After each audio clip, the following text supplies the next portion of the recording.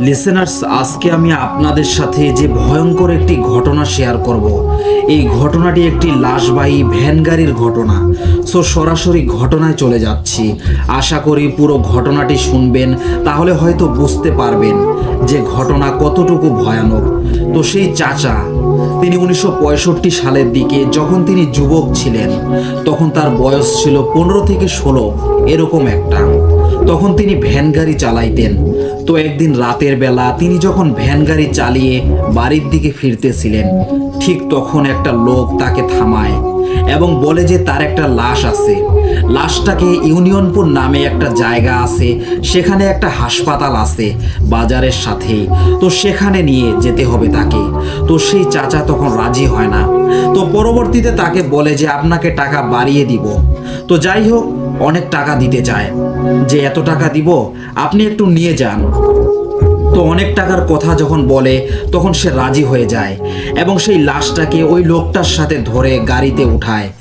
আগের দিন যেহেতু কারেন্ট ছিল না আর কোনো ধরনের আলোর ব্যবস্থাও ছিল না রাস্তায়, সেই জন্য তিনি রাতে মূলত গাড়ি চালাইতেন। মানে গাড়ির যে সামনে একটা হারিকেন বেঁধে তারপরে গাড়ি চালাইতেন।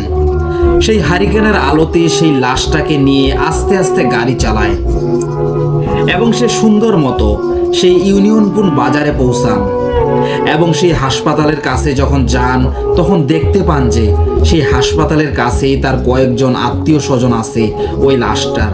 যাই হোক, তারাও লাশটাকে ধরে সেখানে নামায় এবং তার 2-3 হাত দূরে একজন ডোম সেখানে ছিল, যিনি লাশ কাটাকাটির কাজ করেন। পরবর্তীতে তারা সেই লাশ কাটা ঘরে সেই লাশটাকে নিয়ে রাখে এবং কিছুক্ষণ পরে তারা যখন বের হয়ে যাবেন, ঠিক সেই মুহূর্তে সেই ভ্যান চালক চাচা পেছনে ছিলেন, তিনি বের হবেন। তার ওই লাশের আত্মীয় স্বজন যারা ছিল তারা বের হয়ে যায়। তখন একটা লোক সেখানে ঢুকে এবং সেই ভ্যান চালক চাচাকে বলে যে আপনি আমার সাথে থাকেন ভাই, আমি লাশ কাটাকাটি করব, আপনি আমার সাথে সাহায্য করেন। চাচা থাকতে রাজি হয় না, বলে যে না, আমার অনেক কাজ আছে, আমাকে যেতেই হবে। তখন সেই লোকটা তাকে অনেক অনুরোধ করে, সে কোনোভাবে তাকে যাইতে দিবে না এরকম বলে। পরবর্তী বলে যে আসলে ঠিক আছে, আমি আপনাকে কিছু টাকা দিব এবং ভালো অঙ্কের কিছু টাকার যে সে তাকে অফার করে। যেহেতু মোটা অঙ্কের টাকা ছিল, যার কারণেই সেই চাচা রাজি হয়ে যায়। তার কথা হচ্ছে যে তিনি ভ্যান চালিয়ে দৈনিক আর কয় টাকায় বা পান। লাশটা তিনি নিয়ে আসছেন, সেখানে 2-3 গুণ ভাড়া বেশি পাইছেন। আবার এখানে যদি তিনি থেকে কিছু টাকা পান, তাহলে তার জন্যই তো ভালো। তাই তিনি টাকার লোভে সেখানে রাজি হয়ে যান এবং তিনি থাকেন। সেই লোকটা কিছুক্ষণ পরে সেখানে লাশ কাটা শুরু করে এবং তাকে বলে যে ভাই, ওই যে ওইখান থেকে ছুরিটা দেন। আর যেহেতু ওই ছুরিগুলার বিভিন্ন নাম ছিল, আর যেহেতু ওই চাচা ওইগুলার নাম জানতেন না, তাই তাকে বলে যে ওইখান থেকে ছুরি নেন। ছুরি তিনি নিয়ে তাকে দেন। তিনি প্রথমে সেই লাশের পেটের দিকটা কেটে যে মানুষের শরীরে অনেক চর্বি থাকে, সেই চর্বিগুলো তিনি হাত দিয়ে উঠিয়ে উঠিয়ে একটা বাটির মধ্যে রাখতেছিলেন। বাটির মধ্যে রেখে সেই বাটিটা নিচে তিনি রাখলেন। এমন সময় তিনি খেয়াল করেন যে লাশ কাটা ঘরের দরজাটা যেহেতু খোলাই ছিল, সেখান দিয়ে 2-3টা কুকুর সেখানে ঢুকে সেই মানুষের যে রাখা চর্বিগুলো ছিল সেই বাটি থেকে খাইতেছে তারা। এটা দেখে সেই চাচা তাকে বলে যে ভাই, ওই যে দেখেন কুকুর 2টা ঢুকে লাশের চর্বি খাইতেছে, আপনি ওটাকে বাধা দেন বা লাঠি দিয়ে তাড়া দেন, তাহলে চলে যাবে তারা। তখন সেই লোকটা বলে যে থাক, ও খাইতেছে খাক। এটা বলে সে চুপ হয়ে যায়। সেই চাচা কোনো কথা বলে না, আর সে পাশেই দাঁড়াই ছিল। হঠাৎ করে লোকটা তাকে বলে ওঠে যে আপনিও খাবেন নাকি? এটা শুনে চাচা অনেকটা হতভম্ব হয়ে যায় যে এটা আবার কি বলল সে। তখন তিনি আর কোনো কথা বলেন না, সেখানে চুপচাপ দাঁড়ায় আছেন এবং তার লাশ কাটা দেখতেছিলেন। এমন সময় সেই লোকটা হঠাৎ করে সেই লাশের রানের দিকটা থেকে অনেকখানি মাংস কেটে বলে যে ভাই, আপনি এখানে একটু দাঁড়ান, আমি আসতেছি। সেই লোকটা ঘর থেকে বের হয়ে যায়। প্রায় 15 থেকে 20 মিনিট পরে সেই লোকটা আবার আসে। ততক্ষণের মধ্যে লোকটা আসার আগে ওই চাচা যে ঘরের মধ্যে দাঁড়িয়েছিলেন, একটা কাটাকাটি করা লাশ তার খুবই ভয় লাগতেছিল। তাই তিনি এক কাজ করেন যে সেখানে একটা সাদা কাপড় ছিল, যেটা দিয়ে লাশটাকে ঢেকে দেন। ঢেকে সেখানে দাঁড়ায় থাকেন এবং তার অপেক্ষা করতে থাকেন। তো লোকটা যখন আসে, সে চাচা তখন তাকে বলে, একটু স্বস্তির নিঃশ্বাস ছাড়েন এবং তাকে জিজ্ঞেস করেন যে আপনি কোথায় গেছিলেন। তখন সেই লোকটা বলে যে কেন ভাই, আপনি কি ভয় পাইছেন নাকি? তখন চাচা বলে যে না, আসলে ভয় পাই নাই। অথচ তিনি কিন্তু মনে মনে ভয় পাইছেন খুব। তবুও তিনি বলছেন যে না, আমি কোনো ভয় পাই নাই। তো আপনি কোথায় গেছিলেন? অনেকক্ষণ ধরে দাঁড়ায় আছি। তখন ওই চাচা বলে যে ভাই, আপনি একটা কাজ করেন, একটু তাড়াতাড়ি করেন, আমাকে যাইতে হবে বাসায়। তখন সে বলে, আরে ভাই এত ব্যস্ত হইতাছেন কেন, সমস্যা নাই, যাইয়েন বাসায়। এটা বলে তিনি লাশটা আবার কাটা শুরু করেন এবং তার দিকে ঘুরে তাকিয়ে একটা বিস্তৃত হাসি দেন। মানে দেখেই বোঝা যাচ্ছে যে হাসিটার মধ্যে অনেক রহস্য লুকিয়ে আছে তার। তো সেই চাচা তার পাশেই দাঁড়িয়েছিলেন এবং তিনি তার লাশ কাটা দেখতেছিলেন। তো একটা পর্যায়ে তিনি খেয়াল করেন যে সেই লাশের যে ফুসফুস ছিল সেটাকে বের করা হয় এবং বের করে সেই ফুসফুসটাকে কোনো বাটির মধ্যে রাখবেন। এই জন্য সেই চাচা একটা বাটি তাকে আগায় দেন। কিন্তু সেখানে একটা ভয়ঙ্কর ঘটনা ঘটে।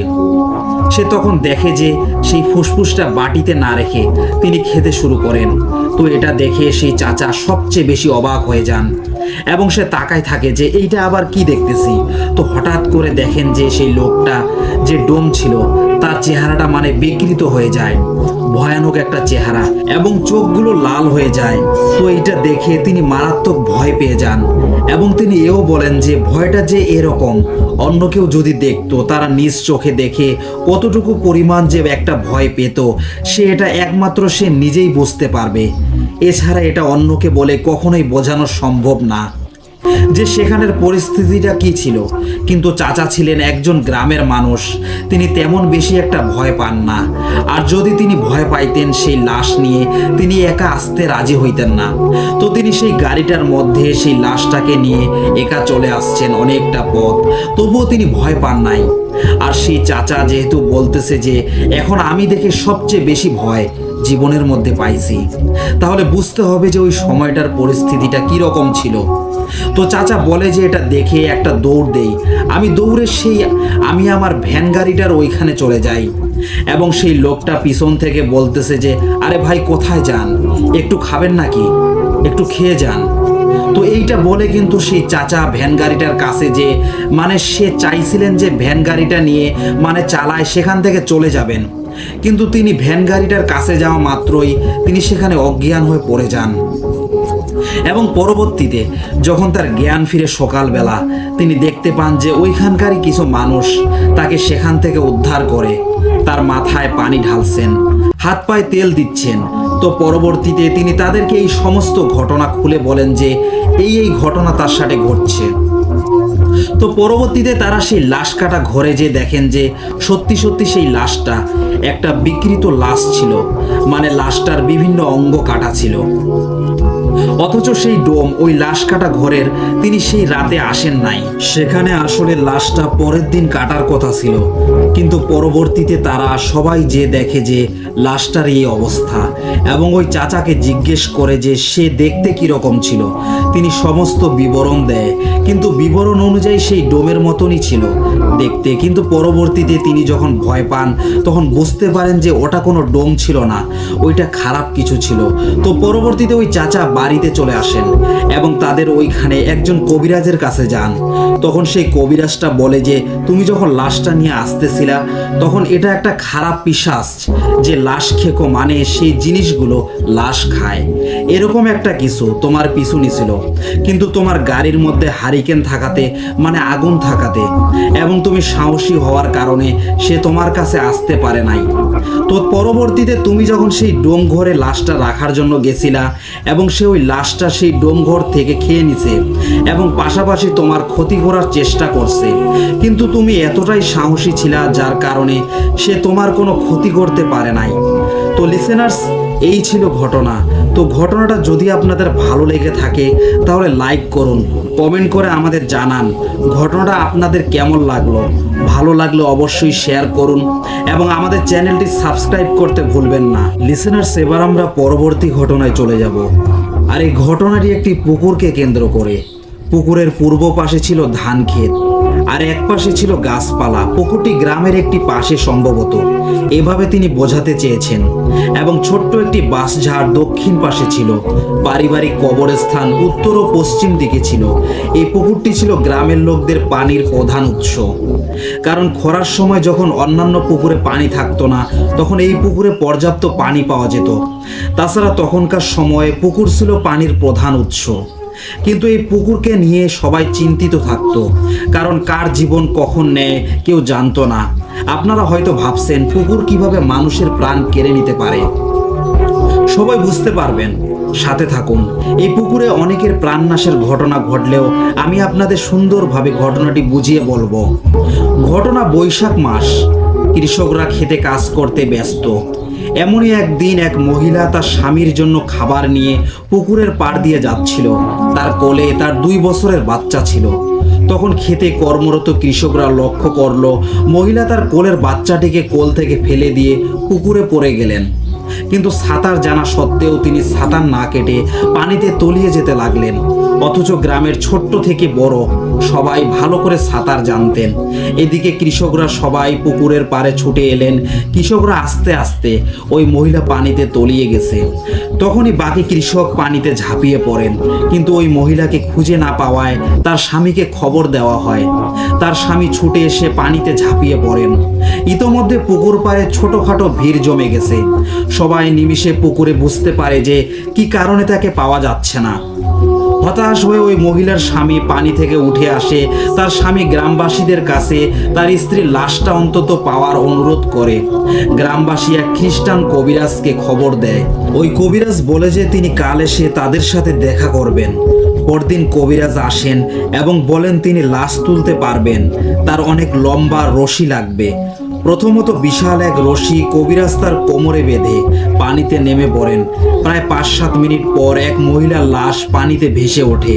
কবিরাজ উঠে আসে পানি থেকে উঠে কবিরাজ জোরে জোরে শ্বাস নিচ্ছিল। এদিকে ওই মহিলার লাশ দেখে সবাই হতবাক হয়ে তাকিয়ে থাকে। লাশের অবস্থা এমন ছিল যে মনে হচ্ছে কিছুক্ষণ আগে মারা হয়েছে, অথচ লাশটি মারা গেছে 1 দিন হয়েছে। সবাই কবিরাজকে জিজ্ঞেস করেন যে লাশটি কোথায় ছিল আর কেন পায়নি। তিনি বেশি কিছু বলতে চাননি। তিনি শুধু বলেছিলেন যে এই পুকুরে অনেক খারাপ কিছু আছে। তিনি গ্রামবাসীদের সাবধানে এই পুকুর ব্যবহার করতে বলেন। গ্রামবাসীরা সবাই বুঝতে পারেন যে এটা সেই আত্মার কাজ। সেই আত্মার কাজ কেন তা ঘটনার শেষেই বুঝতে পারবেন। ঘটনা 3-4 দিন পর ওই পুকুরের উত্তরের দিকে 2 জন মেয়ে বেড়াতে এসেছিল। তাদের নাম ছিল মিলি ও সেতু। তারা তাদের গ্রামের বাড়িতে বেড়াতে এসেছিল। তাদের বয়স ছিল 17-18 বছর এরকম হবে। তো তারা এক ভর দুপুরবেলা গরমে অতৃষ্ট হয়ে পুকুরে নামে গোসল করতে, কিন্তু সেতু নামতে চায় না। তাই মিলি একাই পানিতে নেমে পড়ে। তারা দুজনেই সাঁতার জানতো। সবকিছু ঠিকঠাক ছিল, কিন্তু মিলি হঠাৎ সেতুকে বলে সে আর সাঁতার কাটতে পারছে না। তাকে কেউ পানির নিচে টেনে নিয়ে যাচ্ছে। সেতু দেখতে পায় তার বোন পানিতে ডুবে যাচ্ছে, হাত পা নাড়াচ্ছে। এই দেখে সেতু ভয় পেয়ে জোরে চিৎকার দিয়ে পানিতে ঝাঁপ দেয়। সেতুর চিৎকার শুনে তার চাচা দৌড়ে পুকুর পাড়ে আসে। তার চাচা দেখে যে মিলিকে বাঁচাতে সেতু আপ্রাণ চেষ্টা করছে। এটা দেখে তিনিও ঝাঁপ দেন, কিন্তু তিনি মিলি ও সেতুর কাছে যেতে যেতে তারা দুজনেই পানিতে তলিয়ে যায়। তিনি অনেক খোঁজাখুঁজি করেও মিলি ও সেতুকে খুঁজে পান না। তিনি তাড়াতাড়ি সবাইকে ডাক দেন। সবাই একসাথে নেমে খোঁজাখুঁজি শুরু করে, কিন্তু তাদের দুজনের কোনো চিহ্ন পাওয়া যায় না। মিলি ও সেতুর বাবা মাকে এ ব্যাপারে জানানো হয়। তারা এই পুকুর সম্পর্কে জানতেন আগে থেকেই, কিন্তু কখনো নিজের চোখে কিছু দেখেননি। তাই তারা ওই পুকুরকে নিয়ে অতটা চিন্তিত ছিলেন না। কিন্তু এইবার তাদের সন্তানদের খবর পেয়ে দ্রুত ছুটে যান গ্রামে। মেয়ের মা কান্নাকাটি শুরু করে এবং স্বামীকে বলে কিছু একটা করতে। তাদের আর্থিক অবস্থা ভালো হওয়ায় তারা ডুবুরি ভাড়া করে নিয়ে আসেন, কিন্তু ডুবুরি গেলেও কোনো কাজ হয়নি। ডুবুরিরা বলেন পানির নিচে যাওয়ার পর কোনো কিছুই দেখা যাচ্ছে না, আর পুকুরের নিচে এতটাই অন্ধকার যে আমরা ঠিক করে কাজও করতে পারিনি। আমাদের মাফ করবেন, এটা আমাদের পক্ষে সম্ভব না। এই বলে তারা মিলি ও সেতুর বাবার কাছ থেকে টাকা নিয়ে চলে যায়। কিন্তু মিলির বাবা কিছুতেই শান্ত হতে পারছিলেন না। তিনি সিদ্ধান্ত নেন যে এই পুকুর পাড়ের পানি তুলে ফেলবেন, মানে পানি শূন্য করে ফেলবেন। তাই তিনি মোটর নিয়ে আসেন বাজার থেকে। তিনি মোটর দিয়ে পানি সেচতে শুরু করলেন। শুরু হলো পানি সাচার কাজ। একদিন ধরে মোটর চলছে, কিন্তু পানি কমার কোনো লক্ষণ নেই। সবাই যখন আশা ছেড়ে দিয়েছিল, ঠিক তখনই পুকুর থেকে দুটি তরতাজা লাশ ভেসে উঠল। লাশ দুইটির অবস্থা ছিল ঠিক আগের মহিলাটির মতো। গ্রামের মানুষ এই পুকুরকে নিয়ে এতটাই অতিষ্ঠ হয়ে ওঠে, তারা এটার সমাধান করতে চায়। তাই তারা অনেক বড় বড় কবিরাজ হুজুর নিয়ে আসে, কিন্তু কেউই কোনো সুরাহা করতে পারেনি। এভাবেই চলছিল তাদের দিনকাল। সবাই আতঙ্ক নিয়ে বসবাস করতে শুরু করে। এর কয়েকদিন পর এক শুক্রবারে জুমার নামাজের সময় সবাই মসজিদ থেকে বের হচ্ছিল। তখন এক লোক তাদের সবাইকে কিছু বলবে বলে তাদের সবাইকে একটু দাঁড়াতে বলল। লোকটিকে দেখতে অনেকটা পাগলের মতো, জামা কাপড়ের ঠিক নেই, চুলগুলো যেন রশির মতো হয়ে ঝুলছে, শরীরে তার অনেক ময়লা। তাকে দেখেই একটু ভয় পেয়ে দূরে দাঁড়ালো সবাই। লোকটি বলতে থাকলো, আমার এই অবস্থার জন্য আমিই দায়ী। সারা জীবন শুধু মানুষেরই ক্ষতি করে আসলাম, শেষমেশ আপনাদের একটু উপকার করে মরতে চাই। আমাকে চিনবেন না, আমি অনেক দূর থেকে এসেছি। আমি সারা জীবন খারাপ কাজের মাধ্যমে মানুষের অনেক ক্ষতি করেছি। এসবের জন্য আজ আমার এই অবস্থা। গ্রামের একজন বলে উঠল, আপনি আমাদের কি উপকার করতে পারবেন, আর আপনার পরিচয় কি? লোকটি বলল, ওই যে পুকুরটা আছে না, ওইটার সমস্যার সমাধান আমি করে দিতে পারবো। আর আমার পরিচয় জানলে আপনাদেরও ক্ষতি হতে পারে, তাই আমার পরিচয় জেনে কাজ নেই। গ্রামের সবাই এটা ভাবতে লাগলো যে কত হুজুর কবিরাজ আসলো, কেউ কোনো সমাধান করতে পারলো না। এই পাগল আবার কি করবে? পাগলটি পুকুরটি দেখতে চাইলে তাকে পুকুরটি দেখিয়ে দেওয়া হয়। পাগল এক দৌড়ে পুকুরে নেমে গোসল করতে লাগলো। সবাই তাকে বলল, এখানে জীবন চলে যেতে পারে, কিন্তু পাগল কোনো কথা শুনবে না। দিব্যি গোসল করে আসলো সে।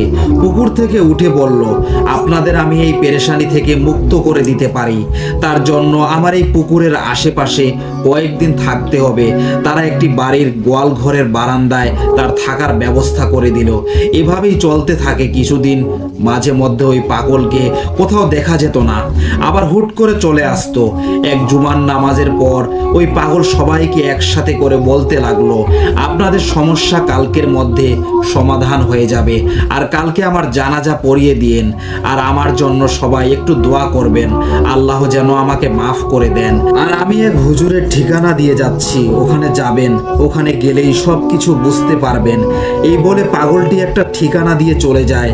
সবাই মনে করতে থাকে এই পাগল উল্টাপাল্টা কি বলছে, তাই কেউ ওই পাগলের কথায় গুরুত্ব না দিয়ে সবাই নিজেদের কাজে চলে যায়। পরের দিন ভোরে যখন সবার ঘুম ভাঙে, তখন দেখে পুকুরে পাগলের লাশ ভাসছে, কিন্তু কেউ ভয়ে পুকুর থেকে নেমে লাশ আনতে চায় না। ইতিমধ্যে গ্রামের সবাই খবর পেয়ে পুকুরের পাড়ে চলে আসে। অবশেষে কয়েকজন মিলে পানিতে নেমে লাশ উদ্ধার করে। তখন গ্রামের সবাই পাগলের দেওয়া ঠিকানার কথা মতো সেখানে চলে যায়। কয়েকজন মিলে ওই ঠিকানায় গিয়ে দেখে এক হুজুর ওনাদের দেখেই বলে, আপনাদের সাথে আর কিছু হবে না, ওই পুকুর এখন আপনারা নিশ্চিন্তে ব্যবহার করতে পারবেন। একজন বলল, আপনি কিভাবে জানলেন, আর এই পাগলটা কিভাবে মারা গেছে? হুজুর বললেন, আপনাদের সব কিছু জানতে ও আমাকে বলে দিয়েছে, আপনারা সব কিছু জানতে পারবেন। আরও পাগল না, পরিস্থিতি ওকে এমন বানিয়েছে। ওর নাম রইস, ও আমার বন্ধু। ও আর আমি একসাথে একই মাদ্রাসায় পড়তাম, কিন্তু আমাদের পড়ালেখার শেষের দিকে ও শয়তানের প্ররোচনায় পড়ে অশুদ্ধভাবে অনেক কিছু করতে শুরু করে। রইস অনেক তান্ত্রিকদের কাছে যেতে থাকে আর কালো জাদু বিদ্যা অর্জন করতে থাকে। সাথে সাথে সে অনেক বদজিনদের বন্দি করতে শুরু করে। ও পুরোপুরি আমাদের থেকে বিচ্ছিন্ন হয়ে পড়ে। অনেক সত্ত্বেও এই জিনদের দ্বারা নিকৃষ্ট কাজ করতে থাকে। রইস নিজের স্বার্থ হাসিলের জন্য এমন কোনো কাজ নেই যা ও জিনদের দ্বারা করায়নি। তাই ওই বদ জিনগুলো সুযোগ খুঁজতে থাকে রইসের ক্ষতি করার জন্য। একদিন সুযোগ পেয়েই রইসের পুরো পরিবারকে ধ্বংস করে দেয়। সেই থেকে রইস পাগলের মতো এখানে ওখানে পড়ে থাকতো। এরপর একদিন আপনাদের গ্রামের পুকুরের কথা জানতে পারে, তাই তার পাপ কিছুটা কমাতে আপনাদের সাহায্য করতে চায়। সে জানতো যে এতে তার মৃত্যু হতে পারে, কিন্তু সে পিছপা হয় না। জীবনের শেষের দিকে সে আপনাদের উপকার করে পাপের বোঝা কমাতে চেয়েছিল এবং সে সফল হয়েছে।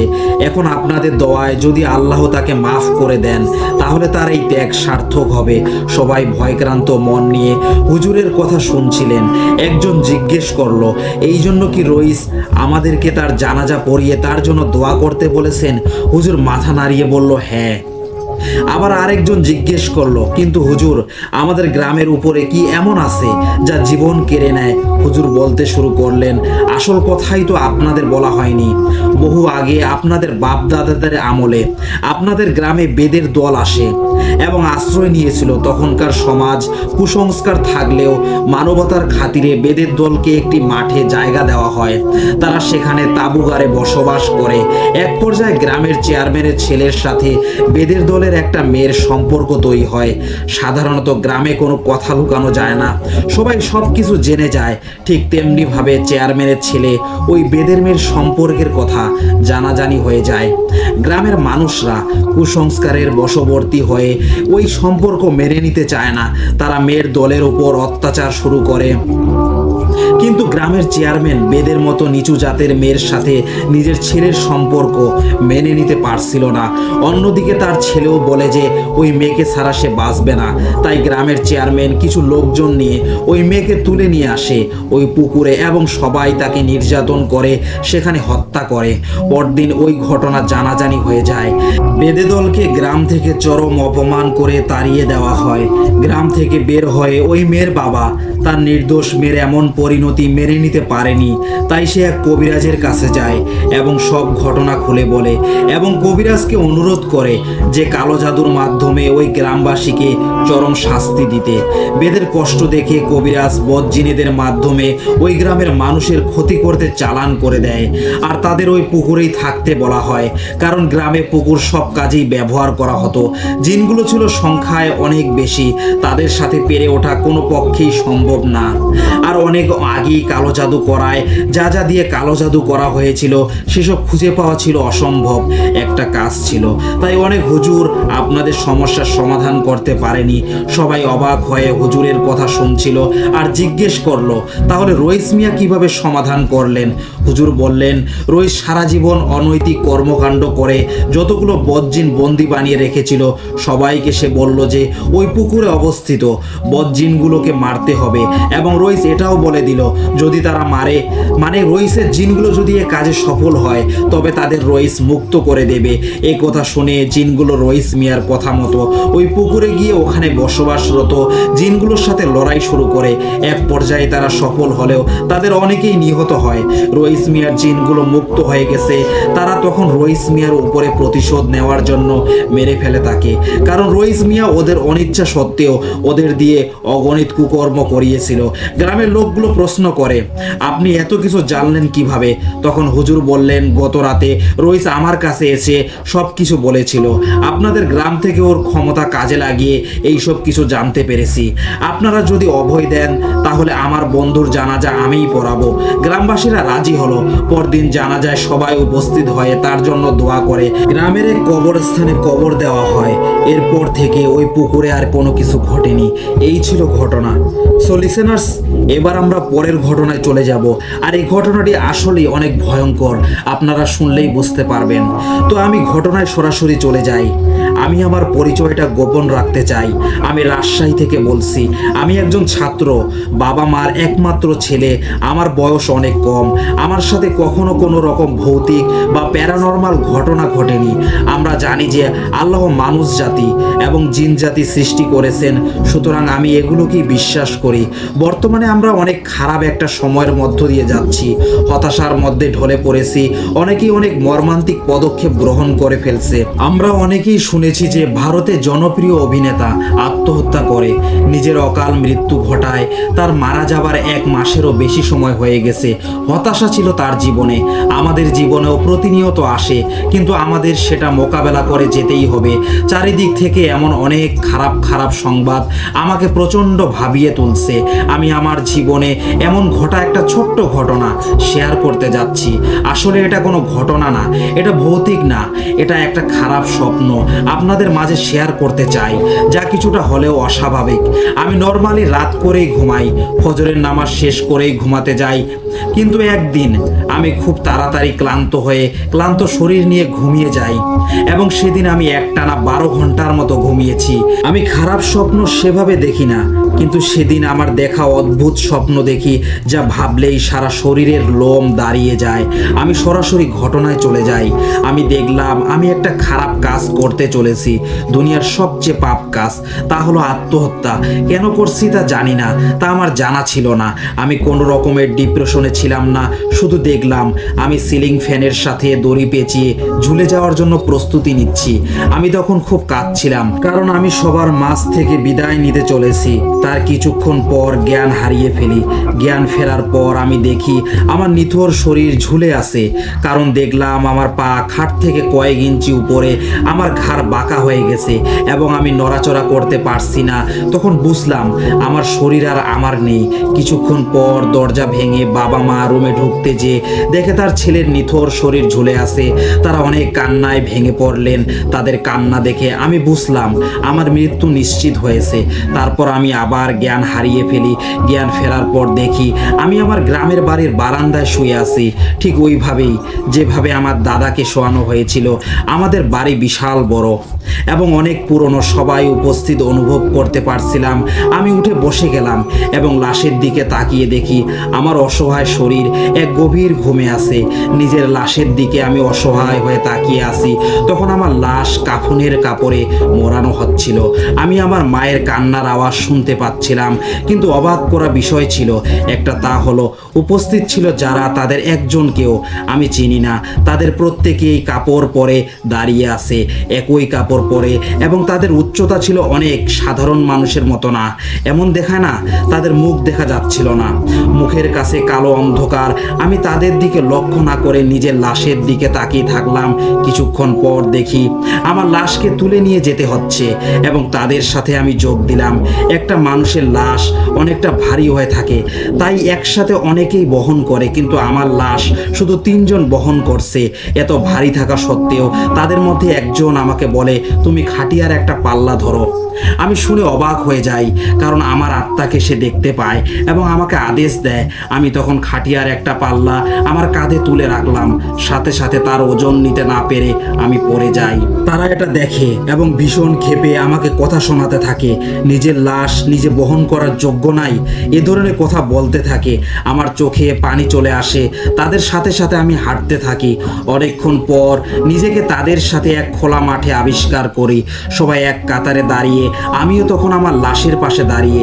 তারা আমাকে ডেকে বলল, এখানে আসো, জানাজা শুরু হবে। এখন আমি কাতার হয়ে দাঁড়িয়ে আমার লাশকে সামনে রেখে নামাজ পড়তে শুরু করলাম। নিজের জানাজা নিজেই আদায় করছি। আমি অনেক মানুষের জানাজা আদায় করেছি, কিন্তু আমার জানাজায় অনেক কম মানুষ উপস্থিত ছিল দেখে আমি অনেক ভেঙে পড়ি। ভাবতে থাকলাম আমার কঠিন শাস্তি হবে। আশেপাশে কোনো প্রাণীর চিহ্ন ছিল না। আমি আমার সামনে থাকা মানুষগুলোর চেহারা বুঝতেই পারছিলাম না। জানাজা শেষে কবরস্থানের উদ্দেশ্যে রওনা দিল সবাই। কিছুক্ষণ পর আমাকে দাফন করা হবে ভেবেই ভেঙে পড়ি। আমি কোথা থেকে কোথায় যাচ্ছি এ ব্যাপারে কোনো ধারণা অথবা মনোযোগ ছিল না। আমি শুধু তাদের পেছনে পেছনে হেঁটে যাচ্ছি। অনেকটা পথ অতিক্রম করার পর দেখি আমরা এক অচেনা কবরস্থানে। আমার কাছে ছিল সম্পূর্ণ অচেনা একটা জায়গা। এ ধরনের কবরস্থান আমি আগে কখনো দেখিনি। আমি ঢাকা, রাজশাহী, চাপাই নবাবগঞ্জ, বগুড়া সব এলাকার কবরস্থান দেখেছি, তবে এই কবরস্থান কখনো দেখিনি। তখন রাত, স্তব্ধ কবরস্থান, চারিদিকে খালি কবর, দুচোখ যতদূর যায় ততদূর কবর, পুরনো কবর, বড় বড় গাছপালা, অন্ধকার পরিবেশ। আমি জ্ঞান হারিয়ে ফেলি। আমার জ্ঞান ফিরে দেখি আমি কবরে শুয়ে, আমাকে মাত্রই শোয়ানো হয়েছে, আমি শুয়ে থেকে তাদের দেখতে পাচ্ছি এবং আমার কবর অন্তত গভীর। আমার চারপাশের মানুষের উপরে দাঁড়িয়ে কিছুক্ষণ পর তারা মাটি শুরু করলো। শেষ দেখা হলো রাতের আকাশটা, কিন্তু আমার লাশ তো আমার কাছে। আমি কবরে শুয়েই দেখছি যে আমি কবর দিচ্ছি হুবহু আমি, এবং সে আমি এক তুচ্ছ মনোভাব নিয়ে মাটি দিচ্ছি যেন আমি তার কাছে অচেনা। আমি ওঠার চেষ্টা করলাম কিন্তু আমার পা আটকে গেছে, কিছুতেই নাড়াচাড়া করতে পারছি না।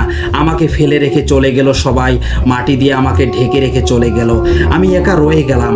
কবরের ভেতর কিছু দেখা যায় না, অত্যন্ত অন্ধকার, ভীষণ ভয় করছে। জীবনে এরকম অন্ধকার আমি দেখিনি। আমি শুনতে পাচ্ছিলাম ওরা বাইরে থেকে দাঁড়িয়ে আমার জন্য মোনাজাত করছে। আমি বারবার এক কথা বলছিলাম, ওরা আমাকে এভাবে ফেলে চলে গেল, কেউ কি এখানে আছে? আমাকে তুলে বের করো। আমি বেঁচে আছি কিন্তু কোথাও কেউ নেই, অন্ধকারে দেহ শুয়ে আছে। আমরা হয়তো শুনেছি আমাদের আপনজন কেউ মারা গেলে তারা আমাদের স্বপ্নে এসে ঠিক এভাবে আমাদের সাহায্য চায়। আমিও ওইভাবেই সাহায্য চাচ্ছিলাম। কবরে মুনকার নাকির পর্যন্ত আসেনি। ভাবলাম কঠিন শাস্তি নিশ্চিত হবে, কারণ আত্মহত্যা করার কারণে তারা আকাশ পায় না, পাতাল পায় না। হয়তো আমার ক্ষেত্র তাই হবে। আমি ভাবছিলাম তাহলে ঘুমের মধ্যে আমি মারা গিয়েছি। আমার ঘুম ভেঙে যায়, দেখি আমি আমার রুমে, সারা শরীর ঘামে ভিজে গিয়েছে, প্রচণ্ড কাঁপুনি দিয়ে দিচ্ছিল আমার সমস্ত শরীর। অবশ্যই মাকে সব ঘটনা খুলে বললাম। মা বলল, এগুলো ভুলে যাও, কিচ্ছু হবে না। আমি শুনেছি যে এমন স্বপ্ন কেউ দেখলে হয়তো তার সাথে এমন ঘটে না, হয়তো অন্য কারোর সাথে ঘটে। স্বপ্ন দেখা কবরের থেকে বাস্তবে পরকাল আরও ভয়ঙ্কর ঘটনা এখানেই শেষ না। 2-3 দিন সপ্তাহ পর 18ই জুলাই এক দুঃসংবাদ আমি পাই। খুব কাছের বন্ধু আত্মহত্যা করে, 3তলা বিল্ডিংয়ের ছাদ থেকে ঝাঁপ দেয়। কংক্রিটের রাস্তায় মাথার পেছনের অংশ আগে পরে ঘাড় মটকে যায়। ঘটনাস্থলেই সে মারা যায়, প্রচুর রক্ত বের হয়। সেদিন এই সংবাদ শুনে আমার সারা শরীরের লোম দাঁড়িয়ে যায়, হাত পা কাঁপতে শুরু করে, নির্বাক হয়ে যায়। হয়তো এই কথাই ঘটেছে। আমি আমার অস্বাভাবিক মৃত্যু দেখেছি, কিন্তু ঘটেছে আমার বন্ধুর সাথে। হয়তো সে আর বাঁচতে চায়নি, অনেক ভালো মানুষ ছিল সে। তার মৃত্যু অনেক অস্বাভাবিক এবং কারণ জানা যায়নি। হতে পারে ব্যক্তিগত কোনো কারণ। ঘটনাটা বিশ্বাস করতে হয়তো অনেকেই পারবেন না, কিন্তু এটা সত্যি। ভুল ত্রুটির জন্য ক্ষমা করবেন, ভালো লাগলে পড়ে শোনাবেন। আসসালামু আলাইকুম। তো এই ছিল ঘটনা, আজকের মতো এখানেই শেষ। পরবর্তী ঘটনাগুলো শুনতে চাইলে আমাদের চ্যানেলটি সাবস্ক্রাইব করে আমাদের পাশে থাকবেন। প্রিয় লিসেনার, সকলের সুস্বাস্থ্য ও দীর্ঘায়ু কামনা করছি। আমরা সকলে যেন আল্লাহ তাআলার পথে জীবন পার করে দিতে পারি। সো প্রিয় লিসেনার্স, ভালো লেগে থাকলে লাইক কমেন্ট করে আমাদের জানান, আর সাথে সাবস্ক্রাইব করতে ভুলবেন না। আমাদের চ্যানেলকে এগিয়ে নিয়ে যাওয়ার দায়িত্ব একমাত্র আপনাদেরই। আপনাদের লাইক কমেন্টগুলো এবং সাবস্ক্রাইব আমাদের নতুন নতুন ঘটনা দিতে উৎসাহিত করে। সো প্রিয় লিসেনার্স, আপনাদের সাথে ঘটে যাওয়া ঘটনা পাঠাতে পারেন। আমাদের ডেসক্রিপশন বক্সে জিমেল আইডি দেওয়া আছে, bhudefmrat@gmail.com। অনেক ধন্যবাদ আপনাদের সবাইকে ধৈর্যের সাথে ঘটনাগুলো শুনে থাকার জন্য। আমরা আশা করি আপনারা আমাদের চ্যানেলকে এগিয়ে নিয়ে যাবেন অনেক দূরে। আপনাদের এতটুকু ভালোবাসাই আমাদের দরকার। সবাই ভালো থাকবেন আর সুস্থ থাকবেন, আর নিজের পরিবারের খেয়াল রাখবেন, আর মহান রব্বুল আলামিনের ইবাদত করবেন। অনেক ধন্যবাদ সবাইকে।